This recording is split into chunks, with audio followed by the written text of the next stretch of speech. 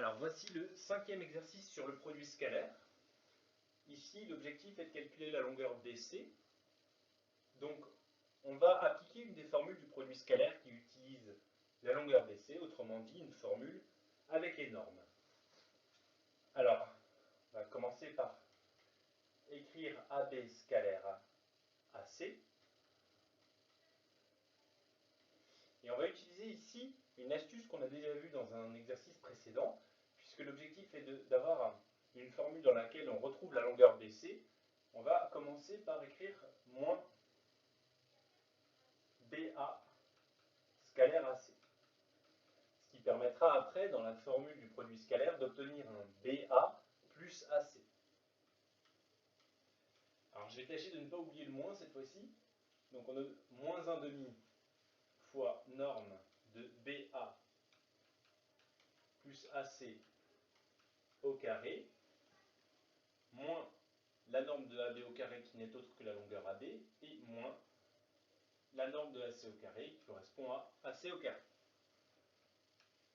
BA plus AC en vecteur, ça donne le vecteur BC. Ce qui fait que cette norme-là n'est autre que la norme de BC au carré. Donc on obtient moins 1/2 fois BC au carré, moins AB au carré, c'est-à-dire 6 au carré, donc 36, moins AC au carré, c'est-à-dire 3 au carré, donc 9. Arrivé ici, la seule chose qu'on puisse faire, c'est de développer le moins 1/2. Donc on a moins 1/2 de BC au carré, moins 36 moins 9, ça fait moins 45, fois moins 1/2, ça fait donc plus 22,5. Arrivé là, on ne peut pas aller plus loin avec cette formule.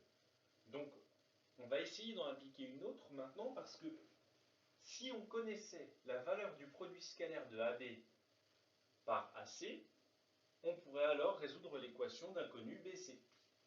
Donc, on va appliquer maintenant une deuxième formule. Donc, d'autre part, AB scalaire AC, c'est aussi égal. Ici, on connaît la longueur AB, on connaît la longueur AC, et on connaît l'angle qui se trouve entre les deux. Donc, on peut appliquer la formule avec les angles. Donc, c'est norme de AB fois norme de AC fois cosinus de l'angle ABAC.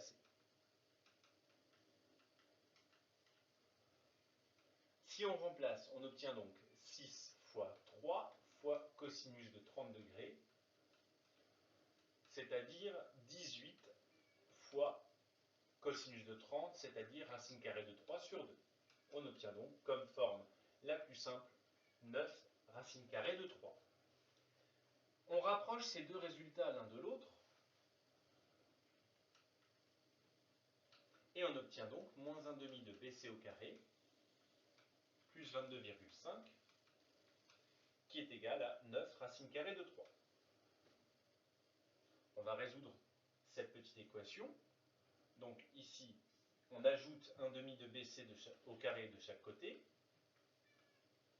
et on retire 9 racine carrée de 3. On obtient 22,5 moins 9 racine carrée de 3.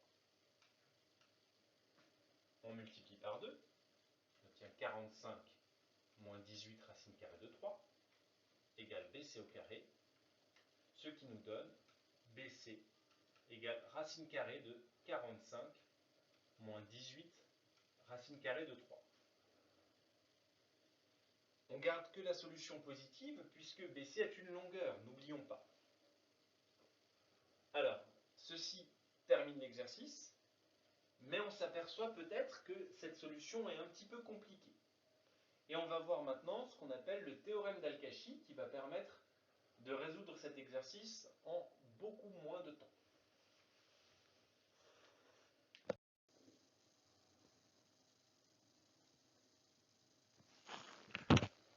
Alors, on va utiliser ici le théorème d'Al-Kashi pour obtenir le même résultat.